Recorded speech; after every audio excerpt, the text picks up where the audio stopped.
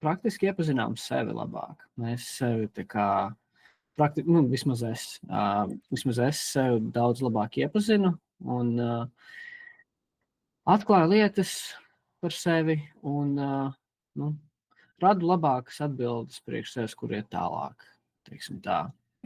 Ko tas tev dod vai ko tas tev nozīmē? Ko tas man dod? Tas man dod lielāku skaidrību nedaudz par nākotni.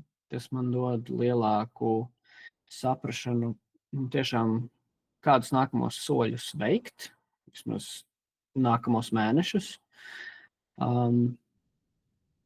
Ko tas man labu dod? Tas man pietuvina maniem mērķiem, laikam. Es ceru. Varbūt tu kontekstam arī pateikt, ar ko tu nodarbojies, uzņēmumā nav jāsauc. Jā. Es esmu teamleads diezgan lielā apdrošināšanas uzņēmumā, un tā kā savā brīvajā laikā es darbojos ar smaržu izstrādi, strādāju taisot savu smaržu brendu. Interesanti. Teamleads tā kā IT komandai, ja? Jā, IT komandai teamleads, jā. Smaržas, interesanti. Jā.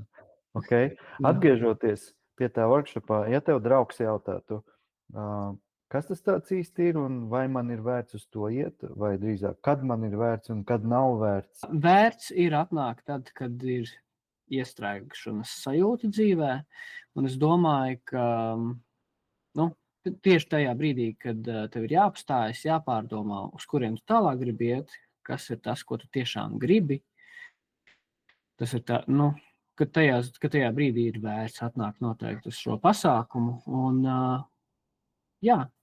redzēt, ko tu gribi darīt vispār, jā. Un kad nav, vai kam nav vērts? Kam nav vērts? Vai kad nav vērts, jā, kad tā nav īstā iespēja vai laiks? Es domāju, ka nav vērts tad, kad esi pilnībā aizvērts kaut kādām varbūt nedaudz alternatīvām domām par dzīvi. Teiksim, tad, kad tu esi pilnībā materiāli tā kā domāšana, vai esi pārāk pārliecināts kaut kādā savā pārliecībā, kad neesi gatavs mainīt savas domas par kaut kādām lietām vēl. Kaut vai nedaudz.